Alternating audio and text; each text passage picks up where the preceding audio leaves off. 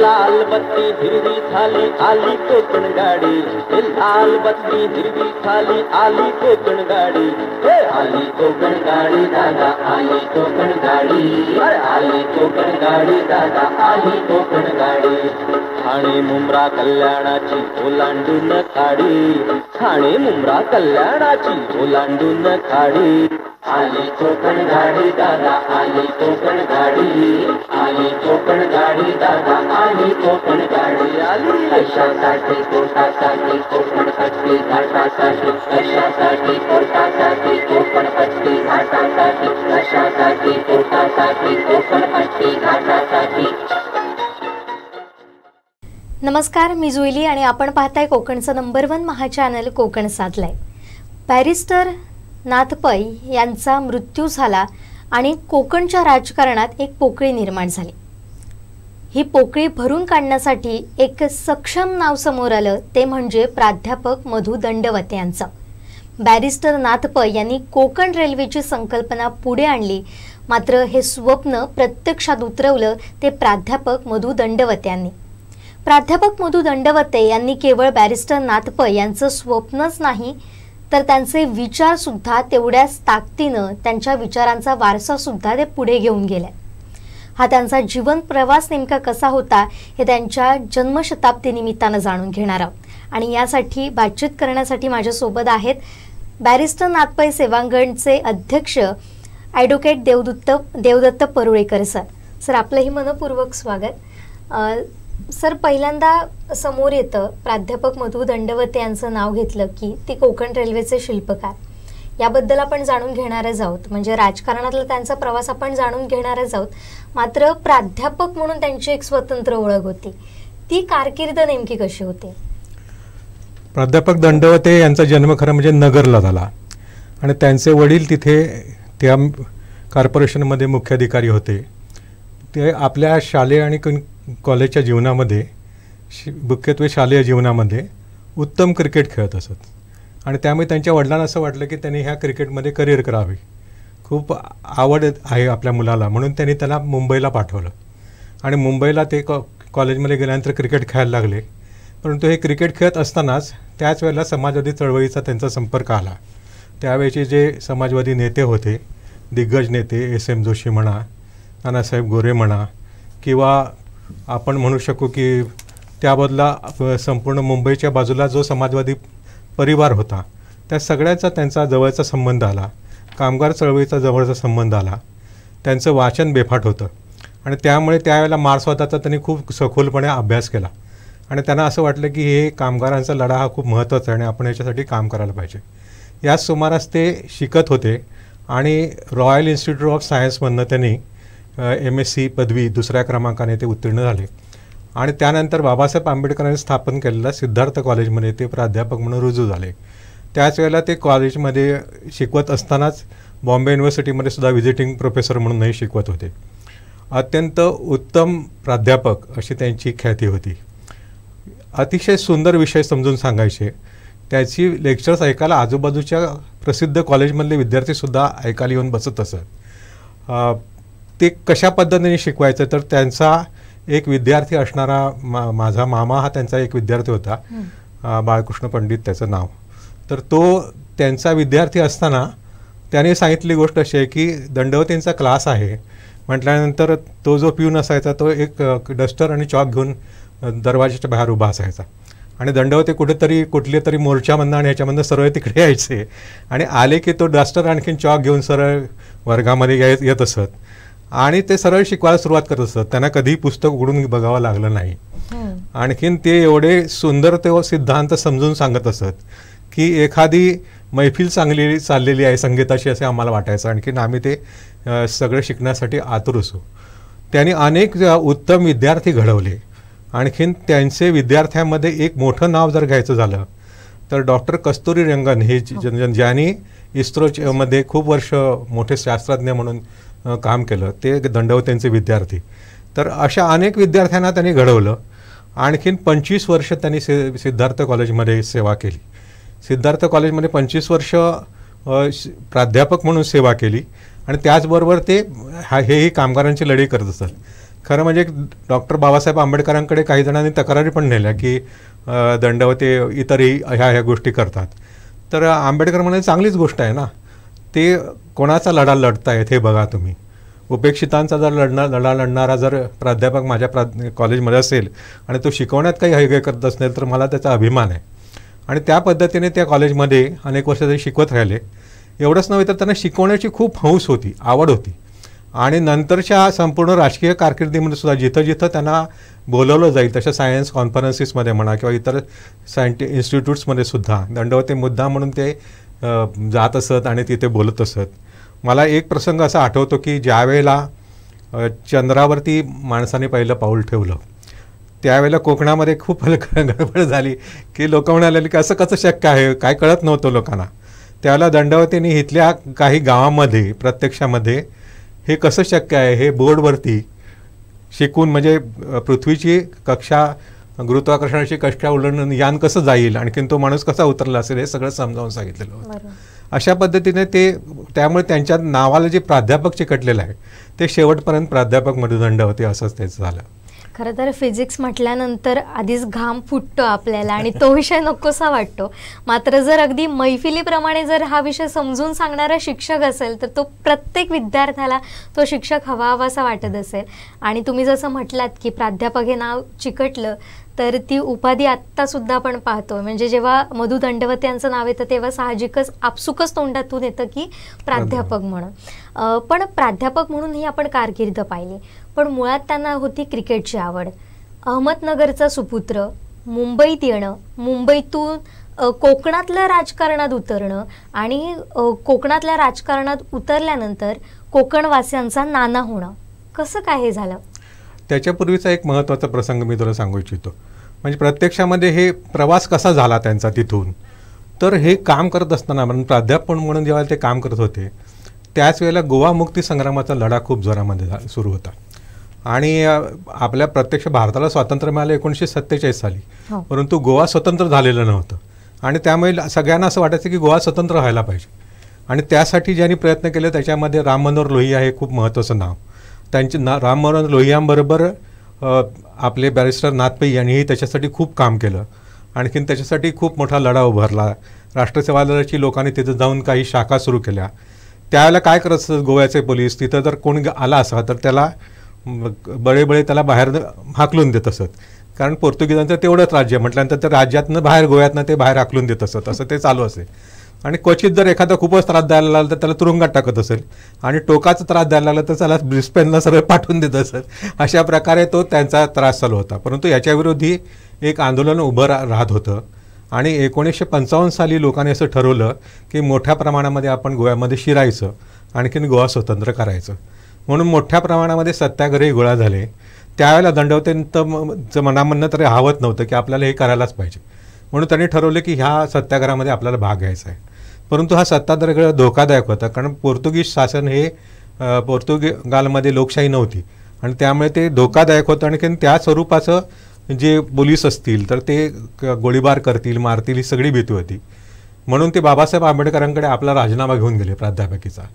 ते म्हणाले की मी गोवा आंदोलनामध्ये मला भाग घ्यायचा आहे, तर त्यासाठी मला तो भाग घेण्यासाठी मी हा राजीनामा देतो आहे. कदाचित माझ्यामध्ये त्याच्यामध्ये अंत होईल म्हणून मी हा राजीनामा देतो आहे. ते बाबासाहेबांनी घेतलं. बाबासाहेब म्हणालेले की हे बघा, तुमचा जर तिथं अंत झाला गोळी लागून वगैरे तर काय विषय संपला. म्हणजे त्याला काय त्याच्यासाठी राजीनाम्याची देण्याची आवश्यकता नाही. आणि तुम्ही जर तिकडनं आलात तर तुम्ही आम्हाला हवे आहात. तुमच्यासारखा प्राध्यापकाचा राजीनामा काही घेणार नाही, परंतु तुम्हाला जायला मी परवानगी देतो. तुमच्या मनाच्या कौलाप्रमाणे तिथं जाण्यासाठी तुम्हाला मी परवानगी देतो. त्यांच्याबरोबर त्यांच्या पत्नी प्रमिला दंडवते पण होत्या. प्रमिलाताई ह्या खरं म्हणजे राष्ट्रसेवा दलामध्ये वाढलेल्या. आणखीन जे स्कूल ऑफ आर्टच्या त्या म्हणजे त्याच्यामधलं त्यांनी ग्रॅज्युएशन पूर्ण केलेलं होते.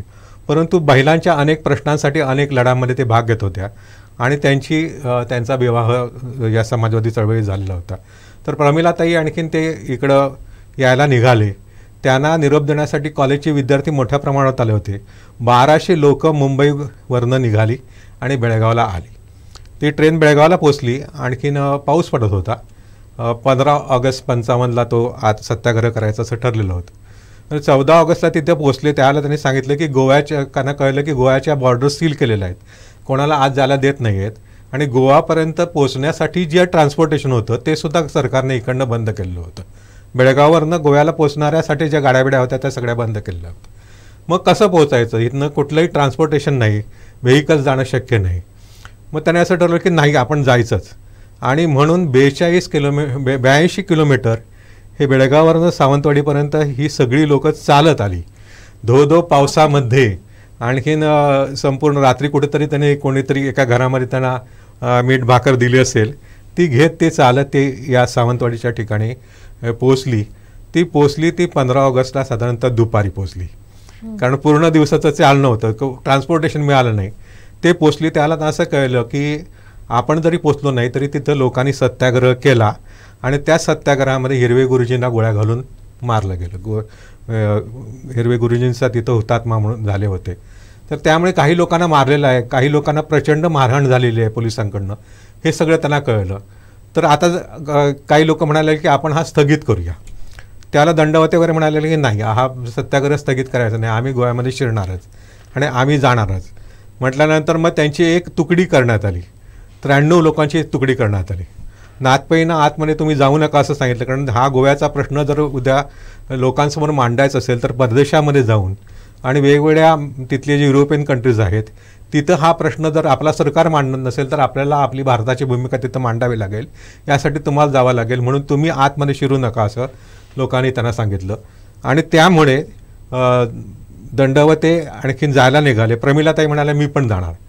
त्यावेळेला SM जोशीने वगैरे त्यांची समजूत घातली की स्त्रिया जर आत गेल्या तर पोर्तुगीज पोलीस वगैरे कोणत्या स्वरूपाचा अत्याचार करतील माहीत नाही, तेव्हा तुला जायला आम्ही स्त्रियांना आत जायला परवानगी देणार नाही. म्हणून 93 जणांची तुकडी निघाली. त्याचं नेतृत्व दंडवते करत होते. हातामध्ये राष्ट्रध्वज घेतलेला होता.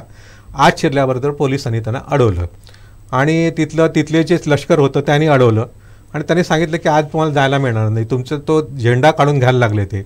तर ते म्हणालेले की नाही. तर त्यांनी घोषणा द्यायला सुरू केल्या की लाठी गोली खाएंगे फिर भी गोवा जाएंगे, अशा स्वरूपाच्या ते घोषणा होते.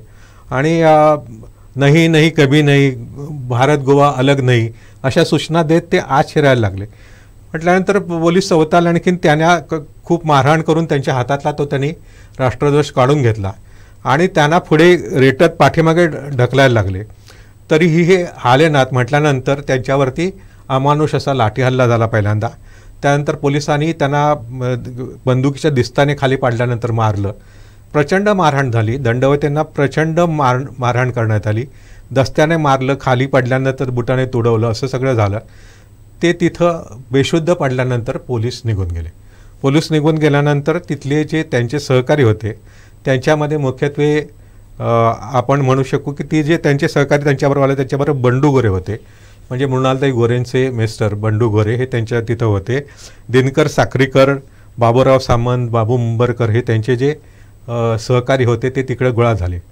त्याच्या आधी जेव्हा ते मारहाण करत होते त्यावेळेला त्या ठिकाणी आपण बघू शकतो तर तिथं वसंत दळी नावाच्या एका कार्यकर्त्याने दंडवतेवरती मारहाण करतानाचा तो बंदुकीचा दस्ता होता तो आपल्या मनगटावरती झेलला, म्हणून त्याचं मनगट तुटलेलं होतं. तर अशा परिस्थितीमध्ये त्यांना दोघांनाही आणि विशेष दंडवतेंना त्यांनी स्ट्रेचरवरती घातलं आणि 7 किलोमीटर नेतरड्याला हा सत्याग्रह झाला. नेतरड्यावरनं हा 7 किलोमीटर त्यांना इकडच्या बॉर्डरच्या अलीकडे आणण्यात आलं. मग एका वाहनातून त्यांना बेळगावच्या मिलिटरी हॉस्पिटलमध्ये नेण्यात आलं. त्यांच्यावरती उपचार सुरू झाला आणि तेव्हा असं लक्षात आलं की त्यांची ही झाडं खूप वीक झालेली आहेत. आणखीन तरीही त्यावेळेला तिथनं मग मुंबईला नेलं, त्यांच्यावरती खूप उपचार व्यवस्थित झाला. परंतु नंतर एक 45 वर्षानंतर लक्षात आलं की त्यांची ती हाडं खूप कमकुवत झालेली आहेत. ती सातत्यानं ते घेऊन जाणं आणि म्हणून ती रिप्लेस करावी लागली हाडं कमरेची. आणखीन ती स्टेनलेस स्टीलची तिथं घालण्यात आली. दंडवतेंचा स्वभाव कसा होता तर या परिस्थितीमध्ये सुद्धा दंडवते केव्हा केव्हा विनोदाने असं म्हणत असत की I am a stainless steel man. नाही स्टील माणसं असतात, म्हणजे आपण म्हणतो लोहपुरुष हा शब्द आपण ऐकला असणार, पण I am a stainless steel man याच्यामध्ये दुसरीही गोष्ट आहे की खरोखरच दंडवते हे कुठलाही स्टेन नसलेले होते. त्यांच्यावरती कुठलाही डाग कधीही लागला नाही. अशा प्रकारचं त्यांचं ते आपण म्हणू शकू की स्टेनलेस स्टीलची ती व्यक्ती होती. तर असा एक वारसा, ज्वाज्वल्य भक्तिप्रेमाचा आपण आपण म्हणतो राष्ट्रप्रेम जे आहे तसा वारसा त्यांना होता. आणखीन ते जे धैर्य आहे तेही त्यांच्यापाशी होतं. अशा परिस्थितीमध्ये दंडवते समाजवादी चळवळीमध्ये काम करत होते आणि समाजवादी चळवळीमध्ये काम करत असताना 1977 साली ज्या वेळेला नाथपैंचा अचानक मृत्यू झाला त्यावेळेला त्यांचा वारसा म्हणून कोणाला निवडायचा हा प्रश्न समाजवादी चळवळीसमोर निर्माण झाला. की नाथपै हे एवढं मोठं नाव होतं. आणखीन तीन लोकशाही आधीच्या ज्या 3 इलेक्शन्स होत्या त्याच्यामध्ये ते मोठ्या मताने निवडून आलेले होते. अत्यंत लोकप्रिय खासदार होते. आणखीन अत्यंत इफेक्टिव्ह खासदार होते. त्यामुळे त्यांची रिप्लेसमेंट कोण देणार अशा स्वरूपामध्ये त्यांनी शोध जे आला केला त्या दंडवतेचं नाव त्यांच्यासमोर आलं. हा गोवाचा सत्याग्रह झाल्यानंतर ते समाजवादी चळवळीमध्ये काम करत होते. आणि समाजवादी चळवळीत काम करत असताना 1971 साली नाथपैंचा अचानक बेळगावला देहांत झाला. नाथपै हे इकडचे राजापूर मतदारसंघातले अत्यंत लोकप्रिय खासदार होतेच. 3 वेळा ते निवडून आलेले होते यापूर्वी आणि अत्यंत सक्षम असे खासदार म्हणून ते प्रसिद्ध होते. तर त्यांची जागा कोण घेणार अशा प्रकारे शोध ज्यावेळेला सुरू झाला त्यावेळेला दंडवतेंचं नाव पुढे आलं. 1970 साली दंडवते हे पदवीधर मतदारसंघातून मुंबई पदवीधर मतदारसंघातून आमदार झालेले होते. त्यामुळे 1 वर्ष ते आमदार म्हणून ते तिकडनं विधान परिषदेमध्ये काम करत होते. परंतु त्यांचं नाव पुढे आलं. आणखीन सगळ्या लोकांनी आग्रह धरला की तुम्ही हे काम तूच मधू करू शकतोस अशा प्रकारचा आग्रह ज्या वेळेला समाजवादी परिवारातल्या ज्येष्ठ लोकांनी धरला त्यावेळेला दंडवतीने त्याला होकार दिला. कारण त्यांना असं वाटत होतं की नगरचे होते आणि त्यांचं कार्यक्षेत्र जे होतं तोपर्यंत मुंबईच होतं. तरीही त्यांना असं सांगण्यात आलं की कोकणची लोक तुला स्वीकारतील. कोकणची लोक आम्ही ओळखतो ते तुला स्वीकारतील. आणि खरं म्हणजे ते कोकणच्या लोकांचं हे मोठेपणही मानलं पाहिजे की दंडवतेंसारखा बाहेरनं त्यावेळेला बाहेरनंच आलेला अशा प्रकारचा त्यांचं एकच नातं जर सांगायचं जर म्हटलं तर तसा त्यांचा संबंध नव्हता. पण प्रमिलाताई यांचं मूळ गाव आचरा, मालवणजवळचं जे आचरा ते त्यांचं मूळ गाव. अर्थात प्रमिला यांचं शिक्षण सगळं आणखीन त्यांचे करिअर घडलं ते मुंबईमध्ये घडलं. त्यांचे वडील मुंबईमध्ये एक प्रसिद्ध डॉक्टर होते. परंतु हा आचरा हा जो संबंध आहे म्हणून एका पद्धतीने दंडवते आपल्या कोकणचे जावंही लागतात. परंतु तरी लोकांना हे काही नातं किंवा इथं त्यांचं काय आधी काही कार्यक्षेत्र होतं अशातली गोष्ट नाही. परंतु सांगितल्यानंतर समाजवादी पक्षातल्या ज्येष्ठांनी सांगितलं म्हणून त्यांनी ते स्वीकारलं आणि ते चॅलेंज त्यांनी उत्तम प्रकारे निभावलं. पहिल्या निवडणुकीमध्ये फार कमी फरकाने ते निवडून आले, परंतु निवडून आले आणि त्यानंतरच्या सलग 5 लोकसभेच्या इलेक्शन्स ते जिंकले आणि मोठ्या मोठ्या फरकाने ते जिंकलेले आहेत. आणि ज्या वेळेला अगदी सगळ्या विरोधी पक्षांचं पानिपत झालं त्यावेळेला सुद्धा ते जिंकलेले आहेत. अशा प्रकारे त्यांनी आपली लोकप्रियता कायम ठेवली. थोडक्यात इथून त्यांची राजकारणातला प्रवास सुरू झाला. कोकणचे नाना म्हणून ओळखायला ते सुरुवात झाले. मात्र नानांची जी कारकीर्द गाजली ती रेल्वे मंत्री असताना, म्हणजे त्यांनी महत्त्वाचे जे निर्णय घेतले त्याची चर्चा झाली आणि त्याचा फायदासुद्धा रेल्वेसह कामगारांना झाला, कर्मचाऱ्यांना झाला आणि तो टर्निंग पॉईंट ठरला त्यांच्या आयुष्यातला. काय होतं ते नेमकं, काय निर्णय होते ते? खरं म्हणजे कोकण रेल्वे ही आपल्या एकूणच कोकणाच्या दृष्टीने विकासाचा टर्निंग पॉईंट आहे असं आपण म्हणू शकतो. जिथनं आपण आपल्या कोकणच्या विकासाची गंगोत्री नानाने एका प्रकारे कोकण रेल्वेच्या रूपाने आणलं.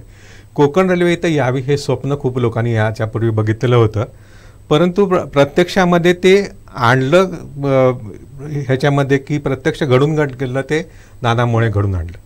त्याच्यासाठी आपण म्हणू की नाना हे कोकण रेल्वे मंत्री झाले असं एका पद्धतीने आपण म्हणू शकतो.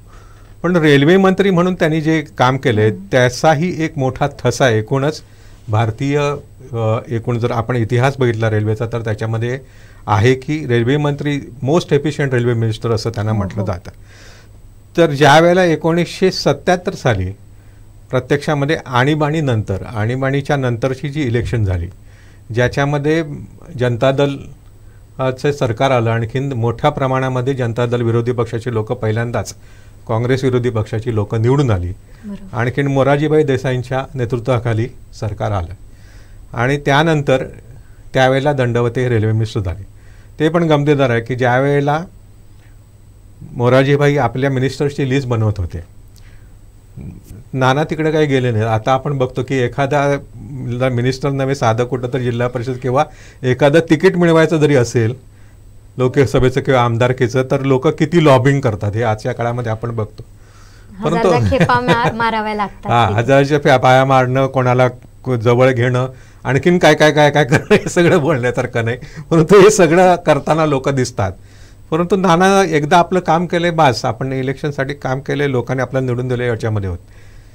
त्या लिस्टमध्ये ज्या वेळेला दंडवतेंना रेल्वे खाते द्यायचं असं त्यांनी ठरवलं, त्यावेळेला मोरारजीभाईंनी काही IAS ऑफिसरना पाठवलं. त्या काळखंडामध्ये कम्युनिकेशनच्या फारशा फॅसिलिटीज नव्हत्या. ते ज्या वेळेला आले दंडवतेंच्या त्या रूमवरती, त्यांनी कडकडवलं, म्हणाले की नाना दंडवते कुठं आहेत, त्यांना करायचं. तर ते म्हणालेले ते तिथे जे होते बबन डिसोजा, त्यांनी सांगितलं की नाना कपडे धुत आहेत. ते बाथरूममध्ये आहेत आणि कपडे धुत आहेत. ते बघतच आले काय करतात. म्हणजे या तुम्ही, नाना तिथनंच आपल्या बाथरूमचा दरवाजा उघडून बोलतात. भरपूर मोठा ढीग कपड्यांचा होता. म्हणाले की खूप कपडे राहिलेत ना, संपूर्ण म्हणाले इलेक्शनमध्ये काय दरवेळेला मला कपडे धुता आले नाहीत. नाना आयुष्यभर आपले स्वतःचे कपडे स्वतः धुत असत. ते म्हणाले की मी कपडे धुतोय. तर ते बघतच राहिले काय करतायत. तर म्हणाले तुम्हाला महत्त्वाचं आमंत्रण आहे, तुम्हाला रेल्वे म्हणून मंत्री म्हणून शपथ घ्यायची आहे. म्हणाले बरं ठीक आहे मी येतो. आणखीन मग नाना तशा त्यांनी मग ते गेले. आणखीन मग त्यांनी ती शपथ घेतली. आपल्या तर 24 मार्च 1977 रोजी नानांनी शपथ घेतली. नानांची जी विद्वत्ता आहे आणि नानांचा जो अभ्यास आहे आणि एक खासदार म्हणून त्यांची जी एकूणच कारकीर्द आहे, ज्या पद्धतीने त्याने अभ्यास केला एकूणच सगळ्या कायद्यांचा, तो मोठा विलक्षण होता. त्याचं इथे एक आपल्याला चुणूक बघायला मिळतं की त्यांना 24 मार्च रोजी त्यांना रेल्वे मंत्री म्हणून त्यांनी शपथ घेतली आणि 28 मार्चला त्यांना रेल्वे बजेट सादर करायचं होतं. म्हणजे अवघ्या 4 दिवसांचा जवळजवळ 3 दिवस म्हणायला पाहिजे अशी कारकीर्द. तर रेल्वेचे जे सेक्रेटरी वगैरेची लोकं होती ते तिथं गेले आपल्या ऑफिसमध्ये. तर ते घेऊन आले एक आराखडा की बजेट हे असं आहे म्हणून त्यांनी बजेट एक तयार केलं होतं. ते म्हणाले की मिनिस्टर साहेब तुम्हाला 28 तारखेला बजेट सादर करायचं आहे, तर हे आम्ही तयार करून आणलं आहे, तर तुम्ही बघा. तर ते म्हणाले तुम्हाला बजेट सादर करायचं आहे काय मला करायचं आहे? तुम्हाला करायचं काय मला करायचं नाही? म्हणाले तुम्हाला करायचं आहे. मग मला तुम्ही डेटा द्या फक्त, मी पाहिजे तो सांगतो तेवढा, माझं बजेट मी सादर करणार. तर ते सगळे बघत राहिले. पहिल्यांदा तसा कुठला तरी रेल्वे मिनिस्टर भेटलेला होता की तो म्हणतो की स्वतः मी अभ्यास करून रेल्वे बजेट सादर करेन. कारण साधी गोष्ट नाही. कोकण रेल्वे एकूणच रेल्वेचा जो पसारा जो आहे तो एकूण प्रचंड आहे. म्हणजे लक्षावधी त्याच्यामध्ये कामगार, हजारो स्टेशन्स आणि जगामधलं सर्वात जास्त कामगार असलेलं असं ते संघटन आहे की लहान संघटन नाही आहे. आणि याचा सगळ्याचा एकूण आढावा घेऊन ते बजेट सादर करणं, म्हणून रेल्वेचं बजेट पूर्वी वेगळं केलं जायचं आपल्या मूळ बजेटपेक्षा. त्यामुळे त्यांनी त्या स्वरूपाचं करतो म्हटल्यानंतर त्यांना आश्चर्य वाटलं. परंतु दंडवतेने ते बजेट सादर केलं आणि त्या बजेट सादर केलं त्याच्यामध्ये त्यांनी सर्वात पहिल्यांदाच एक अतिशय महत्त्वाचा निर्णय जाहीर केला. तो निर्णयाच्या वेळेला सुद्धा खूप लोकांनी त्यांनी सांगितलं की हे तुम्ही काय करताय. काय झालेलं होतं की त्याच्या आधी 74ला जो संप झाला जॉर्ज फर्नांडिसने केलेला रेल्वेचा सर्वात मोठा संप, त्यानंतर काही दिवसामध्येच इंदिरा गांधींनी च्या कालखंडामध्ये 50,000च्या वरती रेल्वे कामगारांना नोकरीतून काढून टाकलेलं होतं. ते जवळजवळ 3-4 वर्ष तर त्यांची नोकरी गेलेली होती. दंडवतेने असं जाहीर केलं की मी ह्या 50,000 रेल्वे कामगारांना पुन्हा नोकरीवर घेतोय. आता 50,000 रेल्वे कामगारांना पुन्हा नोकरीवर घेतोय म्हटल्यानंतर ते म्हणाले ह्याचा खूप एवढा मोठा बोजा येईल अचानक, आणखीन हे तुम्ही करताय बरोबर नाही होणार, ह्याच्यातनं काही समस्या निर्माण होती. तर त्यावेळेला दंडवते म्हणाले की माझा कामगारात विश्वास आहे आणि त्या कामगार संघटनांनी त्यांना एवढं उचलून धरलं. दंडवतेने सांगितलं की मी तुमची ही समस्या सोडवतोय, परंतु तुमचं मला सहकार्य अपेक्षित आहे, तुम्ही उत्तम प्रकारे काम करायला पाहिजे. आणि त्यामुळे त्या कामगार संघटनेच्या लोकांनी, सगळ्या कामगारांनी दंडवतेंना उत्स्फूर्त पाठिंबा दिला आणि उत्कृष्ट काम केलं. ते एवढं उत्कृष्ट काम केलं की त्या वर्षभरामध्ये प्रत्यक्षामध्ये दंडवतेने जे रेल्वेचं बजेट सादर केलेलं होतं ते पहिल्यांदाच शिल्की केलेलं होतं. ते पण 87 कोटीचं होतं. परंतु प्रत्यक्षामध्ये रेल्वेला प्रॉफिट झाला तो 125 कोटीचा झाला. त्यावर्षी भारतीय रेल्वेचे 125वे वर्ष होतं. हा एक योगायोग. तर म्हणा 125व्या वर्षी 125 कोटीचा त्यांनी फायदा करून दिला. दंडवतेंच्या हे जे डिसिजन्स आहेत त्याला रेल्वे मंत्री म्हणून मला नेहमी आठवतं की हे डिसिजन्सच्या पाठीमागे त्यांना महात्मा गांधींची जी प्रेरणा आहे. म्हणजे महात्मा गांधींना एकदा असं विचारण्यात आलेलं होतं की कुठलाही महत्त्वाचा निर्णय घेताना एखाद्या अधिकाऱ्याला किंवा एखाद्या आपण म्हणू शकू मिनिस्टर म्हणू किंवा प्राईम मिनिस्टर म्हणू किंवा एखादा अधिकारी म्हणा, त्याने जर एखादा महत्त्वाचा निर्णय घ्यायचा असेल तर निकष काय असायला पाहिजे, त्याच्यासमोर त्या काय असायला पाहिजे. त्याला महात्मा गांधींनी असं म्हटलं की मी तुम्हाला एक मंत्र देतो, म्हणजे मी एक तलिस्मान देतो, असं त्यांचा तो शब्द आहे. मी एक तुम्हाला मंत्र देतो. तर काय मंत्र आहे, तर महात्मा गांधी म्हणायचे की तुमच्यासमोर जेव्हा अशी समस्या येईल त्यावेळेला तुम्ही विचार करा की तुमच्या डोळ्यासमोर ह्या देशातील सर्वात ह्या खाली असलेला, समाजामध्ये सर्वात खालच्या स्तरावर असलेला, म्हणजे दीन दुबळा, सर्वात आपण सर्व प्रकार म्हणून सगळ्यात खाली असलेला माणूस तुमच्या डोळ्यासमोर आणा आणि तुमच्या ह्या निर्णयामुळे त्याचा काय फायदा होणार आहे का याचा तुम्ही विचार करा, आणखीन तो निर्णय घ्या. दंडवतेंचे रेल्वे मिनिस्टर म्हणून घेतलेले सगळे निर्णय हे अशा स्वरूपाचे दिसून येतात. हे पहिला जो निर्णय तुम्हाला आम्ही सांगितला की कामगारांना त्यांनी कामावरती घेतलं. दुसरं त्यांना असं लक्षात आलं की रेल्वेमध्ये करप्शन जे होते ते का होतं आहे, तर मुख्यत्वे म्हणायला लागलं की लांब पल्ल्याच्या गाड्या ज्या असतात त्याच्यामध्ये लोकांना प्रवास करायचा असतो आणि त्या गाड्या कमी आहेत, त्यामुळे कमी प्रवासी त्याच्यामधनं प्रवास करू शकतात आणि त्यामुळे त्यांना तिकीटं मिळत नाहीत आणि तिकीटं मिळत नाहीत म्हणून करप्शन होते. अशा स्वरूपाचं त्यांना दिसलं. तर त्यावेळेला त्यांनी असं ठरवलं की ह्या गाड्यातल्या डब्यांची संख्या वाढवायची. डब्यांची संख्या कशी वाढवायची, तर म्हणाले की डबल इंजिन आपण लावूया. त्यावेळेचे जे सगळे रेल्वेचे तंत्रज्ञ होते आणि ते सगळे म्हणालेले की हे शक्य नाही होणार, हे खूप धोकादायक आहे, अशा स्वरूपाचं लावणं आणखी पुढे जाणं आणि विशेषतः म्हणायला लागले जी वळणं असतील त्यावेळेला जर ॲक्सिडेंट्स होऊ शकतात अशा प्रकारचे त्यांनी शंका निर्माण केलं. त्या दंडवतेने त्या सगळ्यांची एक मिटिंग घेतली आणि त्यांना सांगितलं की असं होणार नाही, मी फिजिक्सचा प्राध्यापक आहे आणि हे कसं होणार नाही, हे गतीच्या नियमाच्या मध्ये कसं काय होतं हे त्यांनी समजून सांगितलं आणि त्यामुळे 2 जरी तुम्ही इंजिन्स लावलीत तरी हे होणार नाही आणि म्हणून 18 ते 19 डब्यांची रेल्वे ह्या 33 डब्या 34 डब्यांपर्यंत गेल्या. तेव्हापासून मोठ्या जास्त प्रमाणात डबे लावून रेल्वेची वाहतूक व्हायला लागली आणि अशा प्रकारची पहिली रेल्वे लॉंग जर्नीची रेल्वे ही मुंबई ती कलकत्ता त्यांनी सोडली. त्याला ईस्टर्न रेल्वे म्हणावं असं सगळ्या लोकांना सांगितलं होतं, पण दंडवतीने त्याचं नाव गीतांजली एक्सप्रेस असं ठेवलं आणि त्याच्यामध्ये रविबाबूंचा फोटो त्यांनी याच्यामध्ये हे जे त्यांचा एक आपण रसिकता म्हणतो तीही दंडवतेंची कुठे कुठे दिसून येते. तर अशा स्वरूपाचं त्यांनी ते सुरू केलं. त्याच वेळेला त्यांनी आणखीन एक खूप महत्त्वाचा निर्णय घेतला, म्हणजे ते आता वाचताना म्हणजे आपण ते उपभोगतो आहोत त्यामुळे आपल्याला त्याचं कायच वाटत नाही. म्हणजे तोपर्यंत सेकंड क्लासचे डबे होते त्याच्यामधले जे बस होते ते सगळे लाकडी होते, म्हणजे तिथं फक्त फर्स्ट क्लासच्या डब्यामध्ये कुशन्स होते, आणखीन हे सगळे डब्यामध्ये होते. तर दंडवते म्हणाले नाही, सेकंड क्लासच्या डब्यामध्ये सुद्धा लोकांना आरामदायक प्रवास करायला मिळाला पाहिजे आणि म्हणून त्यांनी फोमची कुशनचे डबे ते जे झोपण्याची हे आहेत बेंचीस आहेत त्याच्यावरती फोमचे कुशन्स बसवायची आज्ञा केली सगळीकडे. त्यावेळेला सुद्धा लोक म्हणाले की लोक हेच डबे व्यवस्थित वापरत नाहीत, ते अस्वच्छ करतील, ते फाडतील, अशा प्रकारच्या तक्रारी केल्या लोकांनी. परंतु ते म्हणाले माझा लोकांवरती विश्वास आहे, लोकांना जर एक सोयी दिली आणि त्याचं महत्त्व त्यांना कळलं तर ते चांगल्या प्रकारे ते वापरतील. नाहीतर म्हणाले त्यांनी जर व्यवस्थित वापरलं तर आपण ती सोय केव्हाही पाठीमागे घेऊ शकतो. हे लोकांपर्यंत हा मेसेज गेलेला होता. 6 महिन्यानंतर दंडवतेने विद्यार्थ्यांमार्फत सर्वे घेतला. एकाही ठिकाणी कुठेही होमचा तो हे असतो तो कुठेही खराब झालेला नव्हता, फाटलेला नव्हता आणि तेव्हापासून आपल्याला ते फोम्सच्या गाद्या मिळत आहेत. म्हणजे आज आपण प्रवास करताना आपल्याला जे गाद्या मिळत आहेत त्याचं सगळं श्रेय दंडवतेंना आहे. आणि त्याच्या आधी 77च्या आधी असे नव्हते, ही कल्पना सुद्धा आता आपल्याला सहन होत नाही. तर अशा स्वरूपाचं त्यांनी केलं. ॲक्सिडेंट्स होऊ नये म्हणून त्यांनी वेगळ्या तंत्रज्ञान इथं आणलं, त्याच्यासाठी वेगळे डिपार्टमेंट हे केलं. फार कमी काळासाठी दंडवते वास्तविक रेल्वे मंत्री होते आणि त्याच वेळेला म्हणजे 28 महिने केवळ ते रेल्वे मंत्री होते आणि त्याच वेळेला त्यांचं जे स्वप्न होतं कोकण रेल्वेचं इतक्या वर्षाचं चाललेलं त्याला सुरुवात त्यांनी केली आणि आपटा ते द्रोहा हा जो कोकण रेल्वेचा मार्ग आहे तो त्या कालखंडामध्ये त्याचं बांधकामाला सुरुवात झाली. आता तुम्ही जसं म्हणालात सर की कोकण रेल्वेच्या माध्यमातून कोकणच्या विकासाचं ते टर्निंग पॉईंट म्हटलं जातं आणि कायम जेव्हा कोकण रेल्वेचं नाव येतं तेव्हा अर्थात प्राध्यापक मधु दंडवतेंचं नाव येतं. तर या सगळ्याला कशी काय सुरुवात झाली, हा संघर्ष कोकण रेल्वेसाठीचा कसा काय सुरू झाला?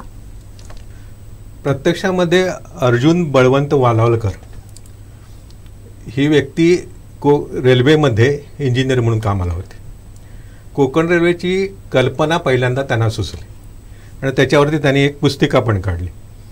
आणखीन मग नाथपैंपर्यंत ज्यावेळेला ही कल्पना पोचली त्यावेळेला नाथपैंनी ठरवलं की ही कल्पना प्रत्यक्षात यायला पाहिजे.